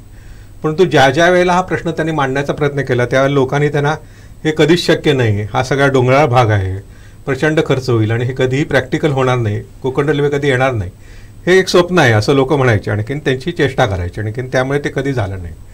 परंतु 1969 साली नाथपैंनी एक आपल्याला माहीत आहे की रेल्वेच्या बजेटमध्ये 1 पैशाची त्याच्यामध्ये कपात सूचना मांडली. आणखीन इंदिरा गांधीने त्यांना ते कबूल करावं लागलं आणि कोकण रेल्वेचं पहिल्यांदा सर्वेक्षण झालं. हे 69ची गोष्ट आहे. नाथपै 71 साली गेले. त्याच्यानंतर ही पुढे कोकण रेल्वे काही होण्याची शक्यता नव्हती. लोक अशी चेष्टाच करत होते की कोकण रेल्वे हे काही स्वप्न आहे, हे कधी होणार नाही, प्रत्यक्षामध्ये काहीतरी कल्पना आहे तुमची. आणखीन त्याच्यावरनं दरवेळेला प्रत्येक इलेक्शनच्या वेळेला दंडवते असं सांगायची कोकण रेल्वे व्हायला पाहिजे हे. आणि त्यामुळे लोक त्याची चेष्टाही करायचे आणि त्याच्यावरती टोलेही मारायचे, दंडवते गंडवते असंही. इतक्या खालच्या पातळीवरतीही लोकांनी त्याच्यावरती टीका केलेली आहे. पहिल्यांदा ज्या वेळेला मधुदंडवते रेल्वे मंत्री झाले त्याला मी तुला सांगितलं की त्यांनी आपटा ते रोहा हा मार्ग केला आणि ते 62 किलोमीटरची रेल्वे झाली. तो प्रत्यक्षात पूर्ण झाला 86 साली. तर मला त्यावेळेला झालेला एक प्रसंग आठवतो की एका त्यानंतरच्या एका जाहीर सभेमध्ये एका काँग्रेसच्या नेत्याने असं विधान केलं की दंडवते म्हणतात कोकण रेल्वे मी सुरू केली तर आपटा ते रोहा 62 किलोमीटरचा मार्ग म्हणजे कोकण रेल्वे काय. तर त्या सभेमध्ये उपस्थित असल्या कोकणच आहे तिथला एक माणूस उभा राहून म्हणाला की साहेब आम्हाला एक प्रश्न विचारायचा आहे. तर म्हणाले की विचार. तर तो उभा राहून तो सामान्य माणूस असा म्हणाला की काँग्रेसच्या 32 वर्षाच्या कारकिर्दीमध्ये 32 इंच तरी कोकण रेल्वे झाली होती काय. सगळी सभेचा नूरच पालटून गेला. परंतु दंडवतेने हे ठरवलेलं होतं की हे व्हायला पाहिजे, परंतु संधी मिळत नव्हती. कोकण रेल्वे मिनिस्टरची चीफ गेल्यानंतर जनता दलाचं सरकार पडलेलं होतं. पुन्हा काँग्रेसचं सरकार आलं. त्याच्यामध्ये काहीही घडलं नाही मधल्या कालखंडामध्ये. आणि मग हा रेटत होतं. तर 1989 साली ही त्यांना संधी मिळाली. ज्या वेळेला बोफोर्सच्या ह्याच्यावरनं काँग्रेसचं सरकार पडलेलं होतं. आणखीन मग VP सिंग यांचं सरकार आलं आणि VP सिंग यांच्या सरकारमध्ये दंडवते हे अर्थमंत्री झाले. आणि दंडवते अर्थमंत्री झाले त्यावेळेला जॉर्ज फर्नांडिस हे रेल्वे मंत्री झाले आणि त्यांचे मित्र असलेले रामकृष्ण हेगडे ते कर्नाटकातले ते नियोजन आयोगाचे प्रमुख झाले. आणि कोकण रेल्वे करायची असं त्या सगळ्यांनी मिळून तिघांनी मिळून ठरवलं. आणखीन त्यावेळेला म्हणून मग त्याने खूप विचारपूर्वक असं ठरवलं की हे कोकण रेल्वेचं काम करण्यासाठी आपल्याला एक स्वतंत्र कॉर्पोरेशन करायला पाहिजे. म्हणून कोकण रेल्वे कॉर्पोरेशन म्हणून स्वतंत्र कॉर्पोरेशन अस्तित्वात आलं. दुसरी महत्त्वाची गोष्ट म्हणजे त्यांना एक अतिशय विद्वान आणि एबल असा इंजिनियर मिळाला, ई श्रीधरन त्यांचं नाव, की ज्याच्यामुळे कोकण रेल्वे प्रत्यक्षामध्ये ते काम जे आहे ते त्यांनी जे करून घेतलं जाग्यावरती ते ई श्रीधरन नावाचे स्थापत्य तज्ज्ञ त्यांना मिळाले. त्यावेळेला त्यांनी असं ठरवलं की हे काम करताना एकाच वेळेला जे मुंबईपासून आपण म्हणतो ते मँगलोरपर्यंतचं जे अंतर आहे जवळजवळ 750-800 किलोमीटरचं, त्याच्यामध्ये 18 ठिकाणी एकाच वेळेला काम सुरू करायचं. एकाच वेळेला काम सुरू केलं की कुठलंही सरकार आलं आणि काही झालं तरी कोणी थांबू शकणार नाही. आणि इतर प्रांतामध्येही हे काम सुरू करायचं. एकाच वेळेला काम त्यांनी सुरू केलं सगळीकडे. त्यामुळे कुठल्या सरकारला हे थांबवणं शक्य नव्हतं की त्याच्यावरती एकदा पैसा घातलेला आहे, काम सुरू झालं तर काय व्हायचं, इकडनं सुरू झालं तर ते पुढच्या राहायला नको असेल तर थांबवू शकतात. परंतु तिथेही सुरू आहे इथेही सुरू आहे असं म्हटल्यानंतर ते थांबवणं शक्य नाही हे त्यांच्या लक्षात आलं. आणि त्यांनी त्या पद्धतीने काम सुरू केली. ज्यावेळेला प्रत्येक राज्याने आपापला पैसा द्यावा असं होतं, आपला जो शेअर असेल तो द्यायचा. त्याप्रमाणे महाराष्ट्रामध्ये शरद पवारांचं सरकार होतं, त्यांनी लगेच आपला शेअर दिला. आणि शरद पवारांनी हेही केलं की इतर स्टेट्सच्या जे चीफ मिनिस्टर्स होते त्यांना कन्व्हिन्स केलं की आपला शेअर द्यावा. गोवा राज्याला हा शेअर देणं शक्य नव्हतं आणि त्यामुळे तेवढे पैसे कुठनं निर्माण करायचे. त्यामुळे म्हणून पुन्हा दंडवतेंकडे ती लोक आले आणि श्रीधरन सांगितले की आम्हाला कर्जरोखे उभारायला द्या. म्हणून 15 कोटीचे कर्जरोखे उभारण्याचं ठरवलं. प्रत्यक्षामध्ये लोकांनी भरपूर रिस्पॉन्स दिला आणि 17 कोटीचे कर्जरोखे उभारले गेले. आणि ह्या सगळ्या कॅपिटल फॉर्मेशनमधनं ही कोकण रेल्वे नावाची गोष्ट आहे ही तयार झाली. आणि ही कोकण रेल्वे प्रत्यक्षामध्ये 1991ला धावायला लागली. परंतु आपलं दुर्दैव असं की 1991च्या इलेक्शनमध्ये दंडवतेंचा पराभव झाला. परंतु ह्या संपूर्ण ह्याचं श्रेय दंडवतेनं जातं. आज आपण जे बघतो आहोत आणि आज जे आपण उपभोगतो आहोत, कोकणचा माणसाचं जे सगळं आपण म्हणू की आता आपल्याला सहजतेने आपण संध्याकाळच्या रेल्वेगाडीतून जातो मुंबईला, सकाळी पोचल्यावरती दिवसभर काम करून रात्रीची पुन्हा ट्रेन पकडून लोक येणारी परत असतात. कित्येक लोक दिवा पॅसेंजर सारखे गाडी त्याच्यामध्ये पॅसेंजर्समधनं दररोज येतात, आणखी येतात, आपले व्यवहार करतात. आणि खूप मोठ्या आणि खाली सुद्धा आता म्हणजे संपूर्ण कोकण रेल्वे खालच्या ह्याच्यापर्यंत कन्याकुमारीपर्यंत जोडलेली असल्यामुळे सगळीकडे आपल्याला जाता येऊ शकतं. मोठं विलक्षण काम झालं. आणि त्याचबरोबर माल वाहतुकीसाठीही खूप उपयुक्त असं काम झालंय. कारण रेल्वे ट्रॅकच्या आजूबाजूला इंडस्ट्री पसरते, इंडस्ट्री वाढते. हे आतापर्यंतचा सगळ्या जगातला अनुभव आहे. त्या पद्धतीने ती इंडस्ट्री हळूहळू वाढायला लागली. आणखीन एक पूर्ण परिवर्तन आपल्याकडे घडून आलं. आज आपण इकडे म्हणतो टुरिझम वगैरे सुद्धा, ते सुद्धा आपल्याकडे वाढण्याचं मुख्य कारण कोकण रेल्वे आहे. कोकण रेल्वेमुळे लोक येऊ शकतात इथं आणि कोकण रेल्वेमुळे इथलं सौंदर्य लोकांपर्यंत पोहोचू शकतं. कोकण रेल्वेचं एकूणच सगळं बघितलं आपण सेक्टरचं ते विलक्षण आहे. सर्वात मोठा बोगदा म्हणा की सर्वात उंच पूल म्हणा, हे सगळे गोष्टी कोकण रेल्वेमध्ये आहेत. आणि फार निसर्ग सुंदर अशी कोकण रेल्वे असल्यामुळे लोकांचं एक अट्रॅक्शन सगळीकडे येण्याचं आहे. आणि त्यामुळे पूर्ण आपलं हे इकडचं जीवन बदलण्यासाठी कोकण रेल्वे कारणीभूत झालेलं आहे. पण सर, आता आपण पाहिलं तर अनेक असे प्रकल्प असतात ज्यांना कोकणवासियांनी विरोध केला. मात्र कोकण रेल्वेसाठी अनेकांनी स्वच्छेनं तिथं जमिनी दिल्या होत्या. काहीसा संघर्षाचा काळही होता तो, कारण ते लोकांना कन्व्हिन्स करायचं होतं, त्यांच्या जमिनी जाणार होत्या. कसं हे सगळं शक्य झालं आणि कशा पद्धतीनं त्या कामाला सुरुवात झाली, काय काळ होता तो आणि कसं हे सगळं जमवून आणण्यात आलं? त्याचं श्रेय मुख्यत्वे दंडवते आणखीन त्यांचे जे समाजवादी पक्षातले कार्यकर्ते होते त्यांना जातं. दंडवतेंचे जे कार्यकर्ते होते ते लोकांशी जोडलेले होते, ते नातपैंपासून होते. आणखीन त्यांच्यावरती लोकांचा एक विश्वास होता की हे लोक जर करत असतील तर आपण द्यायला हरकत नाही आपली जमीन. कारण ज्या वेळेला सगळीकडे काम सुरू झालेलं आहे, हे ज्या वेळेला त्यांना लक्षात आलं, त्याला कोकण रेल्वे होणार हे निश्चित झालं. नाहीतर पूर्वी हा विश्वासच मिळाला नसता की इथनं ते सुरू झालं की पुढे थांबलं तर काय आणि मग आपल्याला कॉम्पन्सेशन मिळतील की नाही, अशा प्रकारे लोकांनी हे केलं. त्यामुळे लोकांनी हे उचलून धरलं एका प्रकारे. आणि ज्या वेळेला एखादा रेल्वेसारखा प्रोजेक्ट म्हणा किंवा एखादा रस्त्यासारखा प्रोजेक्ट म्हणतो, त्याच्यामध्ये जमीन ज्या वेळेला जाते त्यावेळेला आजूबाजूची जमीन असते त्याची किंमत प्रचंड वाढते. हे लोकांना गणित लक्षात आलेलं असतं. ज्याची झालेली असते त्याला तर योग्य, आता तर योग्य कॉम्पन्सेशन मिळतंच, परंतु आजूबाजूला त्याचा हे होऊ शकतं. आता आपण बघतो ना आजूबाजूला काय त्याचे कॉस्ट वाढलेले आहेत. त्या पद्धतीने त्याचा विचार करायला लागली लोक. आणखीन मग लोकांच्या लक्षात आलं की हा प्रोजेक्ट होणार आणि त्यामुळे लोकांनी तो उचलून धरला. आणि लोकांचा एक विश्वास होता. म्हणजे दंडवते फायनान्स मिनिस्टर आहेत ना, मग आपण तो कर्जरोखा घेतला पाहिजे, म्हणजे ते आपल्याला मान्य आहे, म्हणजे तिथनं काही गफलत होणार नाही हे त्यांना खात्री होती. आणि म्हणून लोकांनी तो उचलून धरला आणि लोकांना त्याचा खूपही फायदा झाला आपल्या सगळ्या भागातल्या लोकांना. आपण साधा विचार केला तर कोकणातल्या अनेक लोकांना त्याच्यामध्ये नोकऱ्या लागल्या. तिथं इतर गोष्टीही खूप उपयोगी आजूबाजूला धंदे आलेले आहेत हे आपण बघू शकतो. खासदार असताना, आता आपण हा कोकण रेल्वेचा प्रवास ऐकलाच, पण खासदार असताना त्यांचे मार्मिक टिप्पणी सुद्धा असायच्या संसदेमध्ये, तर त्याचे काय किस्से आहेत? दंडवते जे आपण जर बघितलं तर त्यांच्या एका विशिष्ट शैलीसाठी प्रसिद्ध होते. म्हणजे ते बरोबर नेमका एखादा पिन पॉइंट करायचे. त्याचे एक दोन प्रसंग तुला मी सांगतो की दंडवतेंचं बोलण्याची पद्धत कशी होती. ज्या वेळेला राजीव गांधी सत्तेमध्ये आले त्यावेळेला एका प्रेस कॉन्फरन्समध्ये ते असं म्हणाले की आणीबाणी आणली ते बरोबर होतं, इंदिरा गांधीने आणीबाणी आणली बरोबर, आणि तशी परिस्थिती निर्माण झाली तर मी सुद्धा आणीबाणी आणली.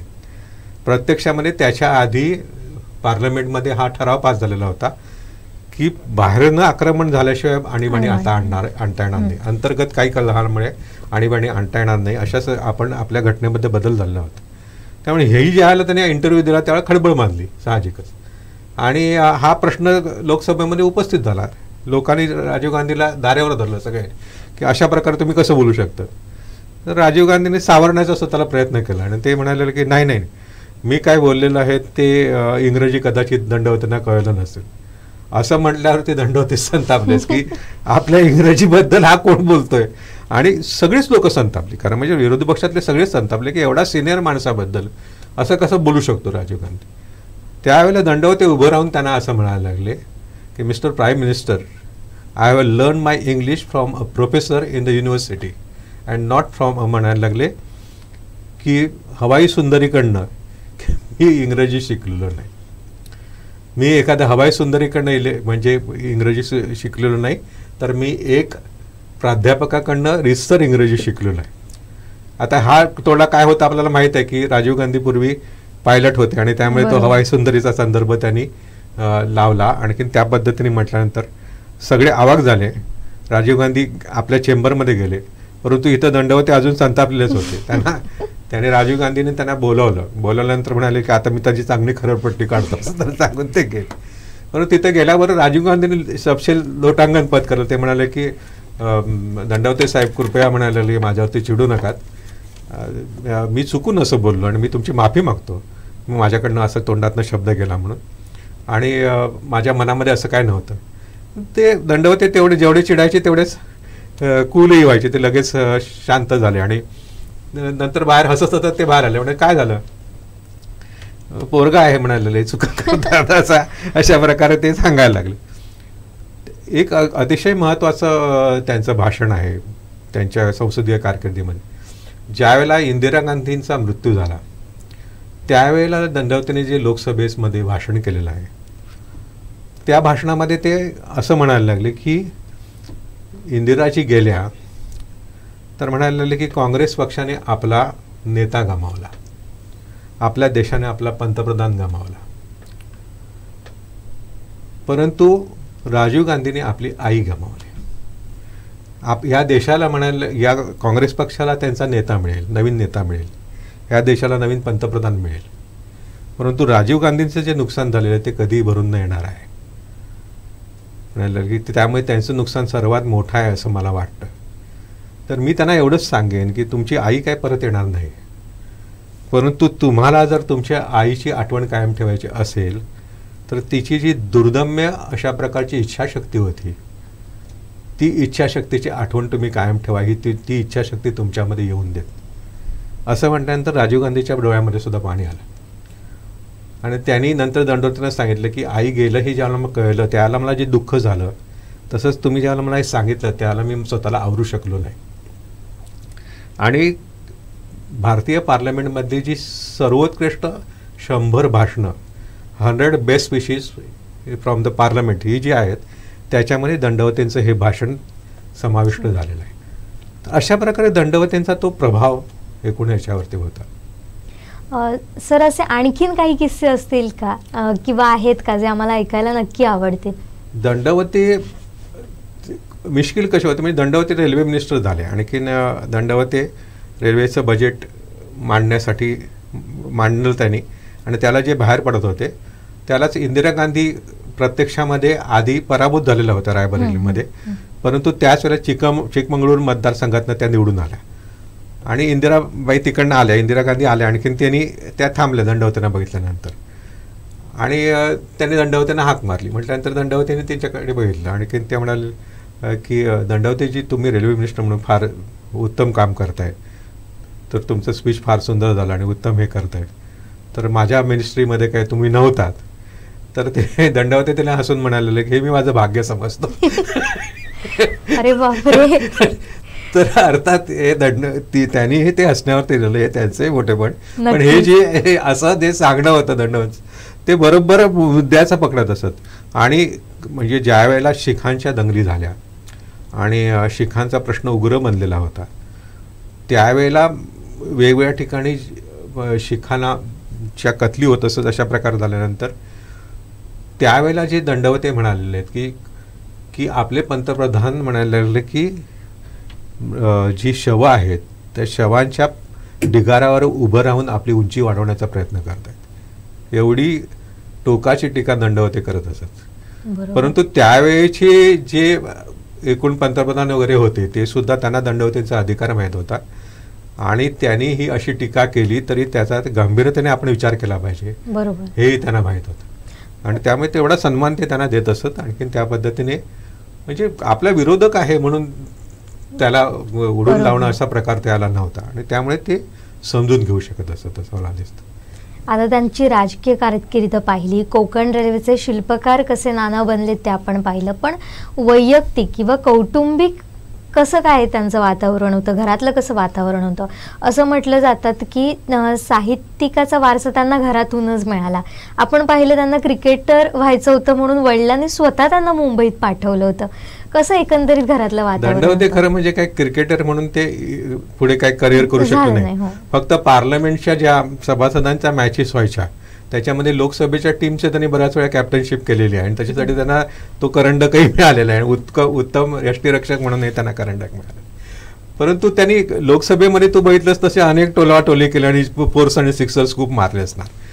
परंतु ते आपल्या जीवनामध्ये अत्यंत निस्पृह, अत्यंत साधे, आपण नेहमी म्हणतो ना की मोठी माणसं म्हणजे उच्च विचार आणि साधी राहणी वगैरे, हे प्रत्यक्षामध्ये आणणारे दंडवते होते. त्यांनी सांगितलं नाही कधी आणि ते स्वतःला गांधींचा पाईक म्हणत असत आणि गांधी जे सांगत असतील त्या पद्धतीने आपलं वागलं पाहिजे, आपलं आचरण असलं पाहिजे, हे त्यांनी आयुष्यभर पाहिलं. म्हणजे दंडवते रेल्वे मिनिस्टर असताना सुद्धा त्यांचा मुलगा रेल्वेच्या लाईनमध्ये उभं राहून तिकीट काढायचा. म्हणजे आताच्या काळामध्ये आपण हे सगळं वेगळंच आहे असं आपण म्हणू शकू. दंडवतेच्या बाबतीमध्ये आपण जर बघितलं तर त्यांच्या घरामध्ये तो जो त्यांचा शारदाश्रममध्ये ब्लॉक होता तो प्रोफेसर असण्यापासून आधीपासून होता आणि ते सोडून त्याने आयुष्यामध्ये कुठे बुवा घरं बांधलेली आहेत, बिल्डिंगा बांधल्या आहेत किंवा आणखीन काय केलेलं आहे, प्रॉपर्टी जमा केले, असं कधी केलं नाही. रेल्वे मिनिस्टर झाल्यानंतर रेल्वे मिनिस्टरशिप सोडल्याबरोबर त्याने आपल्या उत्पन्नाचे आधी काय होतं आणि आज माझं उत्पन्न काय आहे आणि आधी माझी प्रॉपर्टी काय होती, आज प्रॉपर्टी काय, हे डिक्लेअर करणारं स्टेटमेंट ताबडतोब दिलं. हे करणारा पहिला मिनिस्टर की आपलं स्टेटमेंट आधीचं माझी काय प्रॉपर्टी होती, आता माझी प्रॉपर्टी काय, ते डिक्लेअर केलं, पब्लिक डिक्लेरेशन केलं. ते अत्यंत साधेपणाने राहायचे. त्यांच्या घरी कोणी भेटायला गेलं तरी तिथं काही फर्निचर नव्हतं घरामध्ये, बसा वगैरे असं काही नसतं. सरळ ते खाली बसायचं तर चटाईवरती बसायचे, साधे कपडे घालून राहायचे, आपले कपडे आपण धुवायचे. कधी दौऱ्यावरती वगैरे सुद्धा दंडवते आले तर ते आपल्या अनेक जे सहकारी असते त्यांच्या घरी जाऊन राहायचे. मिनिस्टर असताना सुद्धा हा प्रॉब्लेम व्हायचा, पण ते सगळं आपल्याला सिक्युरिटी नको असं म्हणायचं, ते सिक्युरिटीला पाठवून द्यायचे, तुम्ही जावा, मग सिक्युरिटीमध्ये वावरलेलं मला आवडत नाही म्हणायचे, सिक्युरिटी पाठवून द्यायचे मला सिक्युरिटीची गरज काय, मी असं काय कोणाचा गुन्हा केलाय की कोण मला नुकसान करेल. संपूर्ण पॉलिटिकल करिअरमध्ये दंडवतेंचं हे एक मोठं वैशिष्ट्य आहे की ते अजातशत्रू राहिले. त्यांना कोणीही शत्रू मानत नसत. म्हणजे हे आपले अगदी विरोधी पक्षाचा माणूस असला तरी दंडवतेंबद्दल आदर राहायचा आणि दंडवते ही त्यांच्याशी तसंच वागायचे. दंडवतेने आपली बोलण्याची पातळी कधीही इतर माणसाच्यासाठी खाली आणली किंवा असं वागेलं असं त्यांनी कधीही केलं नाही. आणि ज्या तत्वावरती ते जर कोणी शिव्या घालायला लागले तर ते म्हणायचे की त्यांची म्हणाले शिव्यांची भाषा आहे पण आम्ही ओव्यांची भाषा जाणतो, आम्ही ती भाषा जाणत नाही. दंडवतेंचा जो मुलगा होता, आता प्रमिलाताई त्यांच्या ज्या पत्नी आहेत त्यासुद्धा 1980 साली खासदार म्हणून निवडून आल्या दादर मतदारसंघातून आणि अत्यंत इफेक्टिव्ह खासदार म्हणून त्यांनी हे काम केलं. महिलांचे अनेक प्रश्न त्यांनी दसाला लावले. तर त्यांचं कसं एकमेकाचं रिलेशन होतं, तर दंडवते रेल्वे मिनिस्टर असताना त्यावेळेला काही त्या खासदार वगैरे नव्हत्या, परंतु ते महिलांच्या प्रश्नावरती काम करत होते. तर त्यामुळे दिल्लीमधल्या दुधाच्या किमती वाढल्या. दुधाच्या किमती वाढल्या म्हणून प्रमिलाताईंनी मोर्चा काढला. मोर्चा काढल्यानंतर काही मिनिस्टर्सनी तक्रार केली, एका मिनिस्टरची पत्नी जर असं करायला लागली तर कसं. तर ते म्हणाले की ती स्वतंत्र व्यक्तिमत्व आहे, ती स्वतंत्र आहे, आणखीन ती जर योग्य कारणासाठी मोर्चा काढत असेल तिला तो अधिकार आहे तिचं हे मांडण्याचा. त्याला मोरारजीबाईमध्ये पडले आणि म्हणाले की असं म्हणता येणार नाही, तिनेही केलेले बरोबर आहे आणि दंडवते वागतात तेही बरोबर आहे. आणि अशा प्रकारे तो आदर एकामेकाचा ठेवणं हा त्यांनी कायम ठेवला. त्यांचा मुलगा असं म्हणतो की त्यांनी कायम माझ्यावरती असे संस्कार केले, तुम्ही कुठल्याही उच्च स्थानी जरी असलो आणि कुठल्याही अधिकाराच्या स्थानी असलं तर त्याचा कुठलाही गैरफायदा कधीही घेता कामा नये. आणि हे त्यांनी कायम पथ्य पाळलं. मुलाच्या बाबतीमध्ये त्यांनी असं सांगितलं की तू ही पॉलिटिकल करिअरमध्ये पडायला पाहिजे असं नाही, तुला आवडेल त्या क्षेत्रामध्ये तू काम कर. आणि म्हणून त्यांनी पूर्णपणे डिझायनिंगचं हे वेगळं क्षेत्र निवडलं आणि डिझाईनच्या क्षेत्रामध्ये तो आता अमेरिकेमध्ये स्थायिक आहे. उत्तम डिझायनिंगच्या क्षेत्रामध्ये त्यांनी काम केलं. अर्थात कदाचित आईकडनं त्यांना तो वारसा मिळालेला असेल. तर अशा प्रकारे त्याच्याशी संबंध होतो. मुख्य आपल्याला जर जाणून घ्यायचं असतं त्यांचे वैयक्तिक संबंध कसे होते, तर आणीबाणीच्या कालखंडामध्ये दंडवते हे बेंगलोरच्या जेलमध्ये होते आणि प्रमिलाताई येरवड्याच्या जेलमध्ये होते. त्यावेळेचे सगळं मी तुला सांगत बसत नाही, परंतु त्या 18 महिन्याच्या कालखंडामध्ये खूप त्रास सगळीकडे सगळ्यांना होत होता आणि त्याचे अनेक प्रसंग लोकांनी वेगवेगळ्या ठिकाणी नोंदवून ठेवलेले आहेत. परंतु त्या दोघांनाही कधी भेटायला दिलं नाही. त्याच्यातला एक भाग असा आहे की त्यांना दोघांनाही भेटायला दिलं नाही. त्यांना त्याच्याबद्दलच्या झालेल्या कोर्ट कचेऱ्या आणि ह्या सगळ्या गोष्टी आहेत.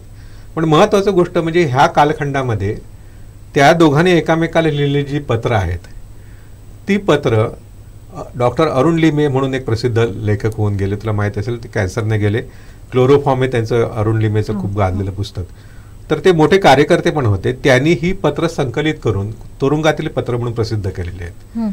ज्यांना हे जाणून घ्यायचं असेल की दंडवते एक व्यक्ती म्हणून कशा स्वरूपाचे होते, तर ह्या दोघांची नवरा बायकोना लिहिलेली इंटिमेट पत्र आहेत ती. पण त्याच्यामध्ये ती एवढी विलक्षण पत्र आहेत, त्याच्यामध्ये अनेक कविता येतात, कवितांचे अनुवाद येतात. दंडवते ज्या प्रकारे शास्त्रीय संगीताचा भोगते होते त्याच्या अनेक खुणा त्याच्यामध्ये दिसतात. त्यांना शास्त्रीय संगीत खूप आवडायचं, नाट्यसंगीत आवडायचं. तर त्यावेळेला त्यांनी ते ऐकलं. अनेक ग्रंथ लिहिले. गांधी अँड मार्क्स हा तो त्यांचा जो एक प्रसिद्ध ग्रंथ आहे, 10 ग्रंथ त्यांच्या नावावरती आहेत. दंडवतेने अतिशय उत्तम प्रकारचे ते ग्रंथ लिहिले. त्याच्यामध्ये गांधी आणि मार्क्स हा ग्रंथसुद्धा त्यांनी तुरुंगामध्ये असतानाच लिहिला. आणि त्याच्यामध्ये अशा अनेक उल्लेख आढळतात की दंडवते आपली रोजनिशी कशा प्रकारे लिहित असत आणि प्रमिलाताई कशा बघायचं, हे सगळं त्याच्यामध्ये मग अगदी त्यांचे रुसवे फुगावा सगळं त्याच्यामध्ये येतं. आणि ते वाचताना आपल्याला असं वाटतं की केवढा मोठा माणूस आणि किती माणसाचं मन निर्मळ असू शकतं आणि किती सुंदर असं दोघांची हे असू शकते, रिलेशन असू शकते, हे आपण बघू शकतो. त्यांना ह्या सगळ्याची आवड होती. जिथं जिथं वेळ मिळाला त्यांनी त्याच्यासाठी वेळ देत असत. आणि अशा प्रकारे त्यांनी एक उत्तम असं त्यांचं वैवाहिक जीवन होतं. प्रमिलाताई लवकर गेल्या, म्हणजे दंडवतेंच्या आधी गेल्या. त्यावेळेला फक्त दंडवतेंनी आपल्या जीवनाबद्दल काही वेगळं लिहिलं नाही, परंतु आपल्या पॉलिटिकल करिअरबद्दल त्यांनी, म्हणजे त्यावेळेचा प्रवास लिहिण्यासाठी त्यांनी डायलॉग्स विथ लाईफ अशा प्रकारचं एक पुस्तक लिहिलं, जे त्यांच्या मृत्यूनंतर ते मराठीमध्ये भाषांतरित करण्यात आलं. कुमुद करकरेने त्याचं भाषांतर केलं. आणखी जीवनाशी संवाद म्हणून ते प्रसिद्ध केलेलं आहे, साधना प्रकाशनने केलं, आपण ते वाचू शकतो. त्याच्यामध्ये आपण एकूण त्यांचा जो प्रवास आहे तो वाचू शकतो. तर मुख्य म्हणजे त्या पुस्तकाचं ज्या वेळेला विमोचन झालं त्यावेळेला राघव जाधव हे त्या समारंभाचे अध्यक्ष होते. तर राघव जाधव त्याच्यामध्ये खूप सुंदर म्हणतात. ते राघव जाधव असं म्हणतात की हे आत्मचरित्र नव्हे. आत्मचरित्रामध्ये काय असतं, तर आत्मचरित्र हा मोनोलॉग असतो. आपण ते म्हणजे आत्मचरित्र जे असतं त्याच्यामध्ये एकच व्यक्ती बोलत असते, तो मोनोलॉग असतो. परंतु दंडवते डायलॉग हा शब्द वापरतात, म्हणजे तो संवाद आहे, तो जीवनाशी झालेला संवाद आहे. आणखीन ह्या संवादामध्ये ते काय काय सांगतात. आणि हा संवाद शब्द त्यांनी का वापरला असणार, ते म्हणाले त्यांचं एकूणच जे पॉलिटिकल करिअर आहे त्याच्यामध्ये एकूण राजकारणामध्ये संवाद नावाची गोष्ट टिकली पाहिजे. बरोबर. आणि ह्याच्यावरती त्यांनी सातत्याने सामंजस्याचं आणि संवादाचं राजकारण केलं, हे त्यांनी त्याच्यामध्ये मांडलेलं आहे. अशा स्वरूपाचं त्यांनी आणि अत्यंत विचार करायला लावणं, आपण कुठे चुकतो आहोत, कशा प्रकारची आपल्या दिशा बदलल्या, हे सगळं त्यांनी त्याच्यामध्ये मांडलेलं आहे. म्हणून त्याच्यामधनं आपल्याला दंडवते एका प्रकारे कळतात असं आपण म्हणू शकतो. तर हे त्यांच्या वैयक्तिक जीवनाबद्दल झालं. आता थोडंसं उत्तरार्धात येऊया सर. जेव्हा 5 वेळा त्यांनी राजापूर मतदारसंघाचं प्रतिनिधित्व केलं, अहमदनगरचा सुपुत्र इथं आला, त्याला लोकांनी ॲक्सेप्ट पण केलं. मात्र 1991ला असं काय घडलं आणि प्राध्यापक मधु दंडवते यांचा पराभव झाला. हा पराभव काय कारणं असू शकतात त्यावेळेला म्हणजे खरं बघितलं तर काय होतं की पॉलिटिकल ह्याच्यामध्ये सर्वसाधारणपणे असं दिसून येतं की लोक त्याच व्यक्तीला सातत्याने निवडून देत नाहीत. हे फार कठीण असतं. म्हणजे तुला असं लक्षात येईल की अनेक मतदारसंघामध्ये सर्वसाधारणपणे काही वर्षानंतर तिथलं नेतृत्व बदलतं. कारण लोक म्हणतात की आम्हाला नाविन्य पाहिजे.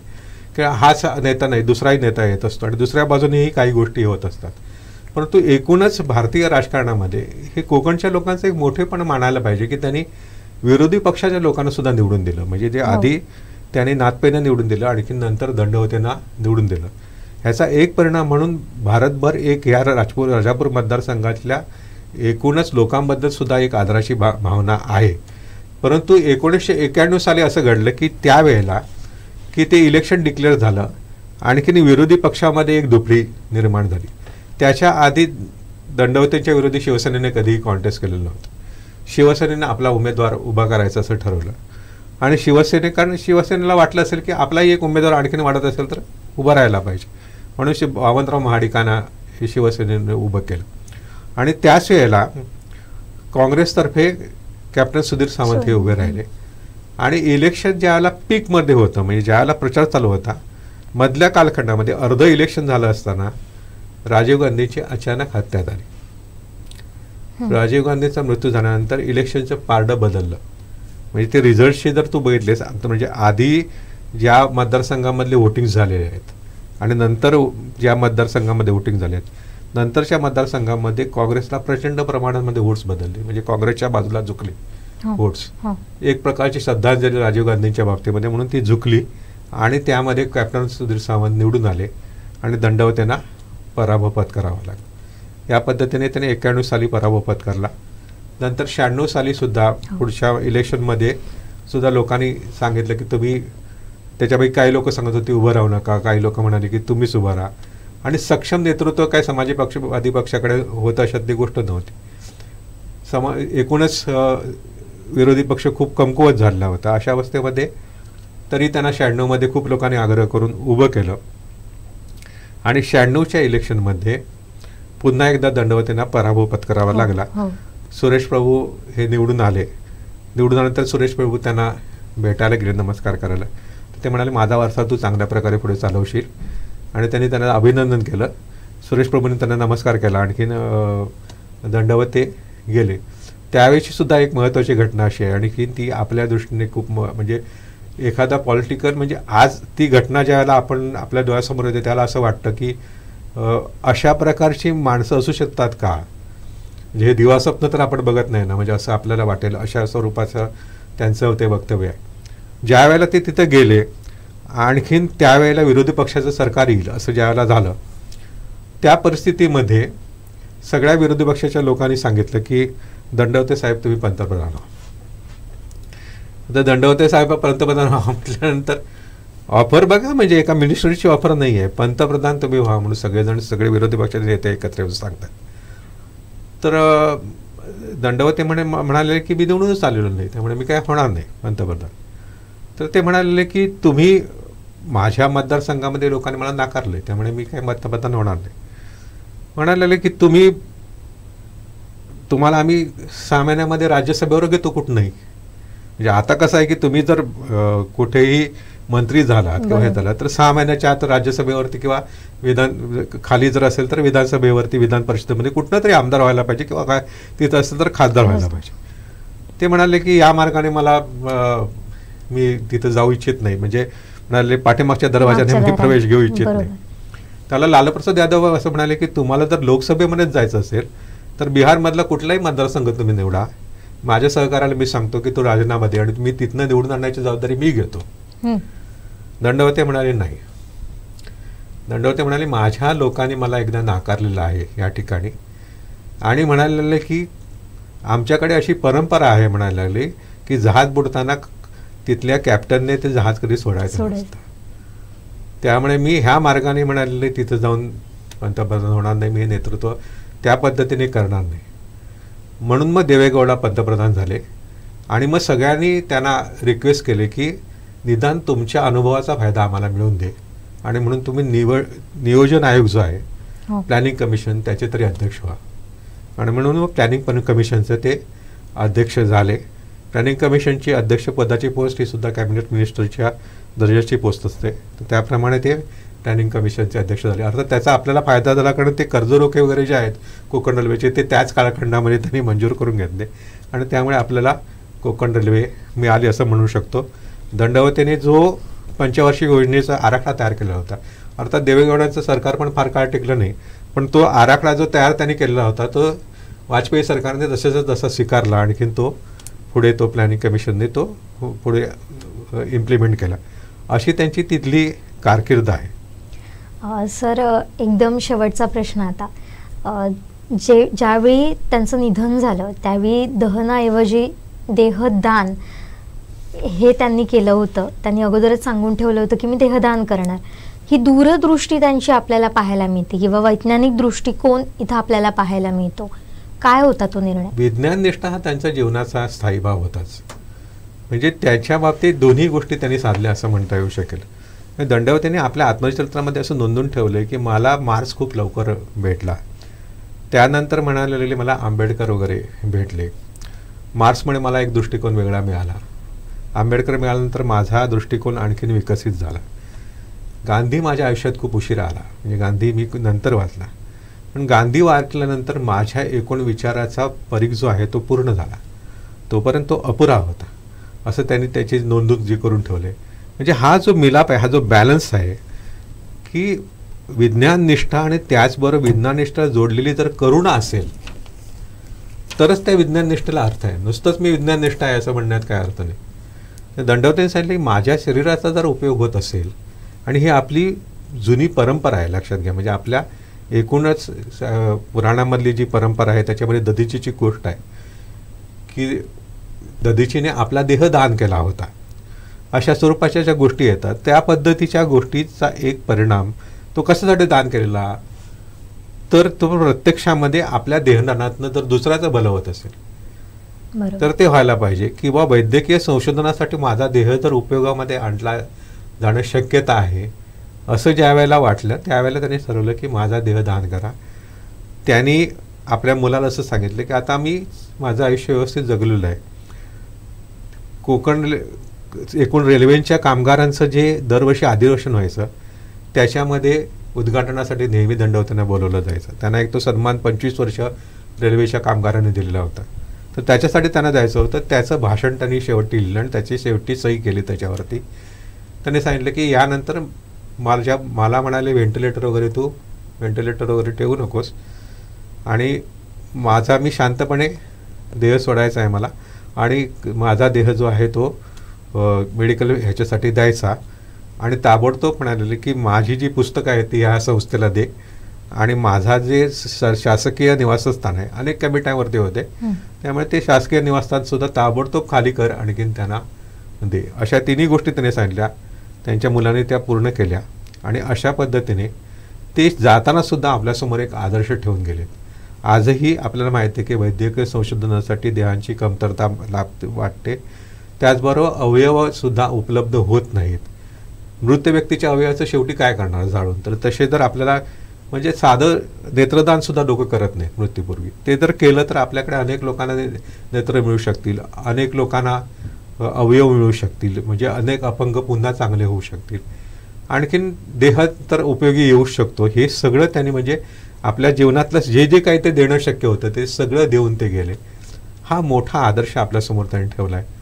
अशा प्रकारचे आपल्याकडे एक राजकीय व्यक्ती होती, राजकीय पुढारी होते. आज लोकांना कदाचित आपण पटणार नाही अशा परिस्थिती आहे, परंतु हा आपल्याकडचा आदर्श आहे, आपण मान्य करा. बरोबर. सर, जाता जाता एक महत्त्वाचं, आता सध्या आपण पाहतोय की कोकण रेल्वेची सुरुवात कशा पद्धतीनं झाली, त्यासाठी कशा पद्धतीनं संघर्ष करावा लागला.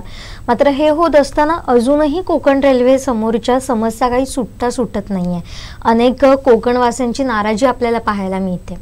म्हणजे ना धड इथं सुविधा मिळत आहेत. कोकण रेल्वेच्या सावंतवाडी टर्मिनसचा प्रश्न इथं उपस्थित होतोय. तर आता जर प्राध्यापक मधु दंडवते असते आणि त्यांनी जर हे सगळं पाहिलं असतं, काय बोलले असते ते? नाही, दंडवतेंना ते सहन झालं नसतं. आणखीन दंडवतेने त्याच्यासाठी जर ते सत्तेमध्ये असले तर बदल केले असतेच, पण तो सत्तेमध्ये नसले असते तर संघर्ष केला असता. कारण हे जी आपण म्हणतो तर संघर्ष करत राहणं आयुष्यामध्ये, जे काही चांगलं आहे त्याच्या ते मिळवण्यासाठी संघर्ष करत राहणं हा त्यांच्या जीवनातला स्थायी भाव होता. त्याने निश्चितच त्याच्यासाठी संघर्ष उभा केला असता. म्हणजे प्रबोधन किंवा कुळदळ म्हणजे प्रत्यक्षामध्ये काम करणं किंवा तुरुंग किंवा संसद ही जी साधनं होती ती साधनं त्यांनी आयुष्यभर वापरली, तशी त्यांनी इथंही वापरली असती आणि त्यांनी मोठा संघर्ष उभा केला असता. मला काय काय वेळेला आपल्याला अतिशय वाईट वाटण्यासारखी गोष्ट आहे की दंडवते साहेबांमुळे ही रेल्वे आपल्याकडे आली, परंतु एकाही रेल्वे गाडीला त्यांचं नाव नाही किंवा एका स्टेशनला पण नाही. लोक असं म्हणू शकतात किंवा टर्मिनस केवळ टर्मिनसनं नावं देण्याची पद्धत आहे असं ते म्हणू शकतील. म्हणजे कोल्हापूरला शाहू महाराजांचं नाव आहे किंवा आपण छत्रपतींचं नाव आपल्याकडे CSTला आहे मुंबईच्या, तसं आपण एक टर्मिनसनाच नाव देण्याची पद्धत आहे किंवा दिल्लीतल्या काही ठिकाणी दीनदयाळ आहे, उपाध्यायांचं नाव आहे, त्या पद्धतीने जर नावं द्यायची असतील तर मग सिंधुदुर्ग जिल्ह्यामध्ये एक टर्मिनस असायला पाहिजे. टर्मिनस हे खूप महत्त्वाची गोष्ट आहे की ज्याच्यामुळे रेल्वेच्या कारभारामध्ये अनेक महत्त्वाच्या गोष्टी येऊ शकतात आणि त्याच्यासाठी टर्मिनसची आवश्यकता आपल्याकडे आहेच आहे. आणि सावंतवाडीसारख्या ठिकाणी जर ते टर्मिनस झालं तर आपल्याकडे रेल्वेच्या एकूण आपल्याचा जो उपयोग होणार आहे त्याच्यामध्ये खूप बदल होऊ शकतील, खूप लोकांना रोजगार मिळेल, खूप लोकांना त्याचे उपयोग होऊ शकतील. यासाठी टर्मिनसची अत्यंत आवश्यकता आहे. त्यामुळे टर्मिनस व्हायला पाहिजे, त्याला दंडवतेचं नाव दिलं पाहिजे असं मला वाटतं. तर हे करण्यासाठी खरं म्हणजे कोकणवासियांनी सगळ्यांनी हा प्रश्न त्याच्या पाठीमागे उभं राहिलं पाहिजे आणि सगळ्या राजकीय नेत्यांनी सुद्धा हा प्रश्न धसायला लावला पाहिजे की अरे बाबा हे का होऊ नये, कारण हा सगळ्या कोकणवासियांचा प्रश्न आहे ना.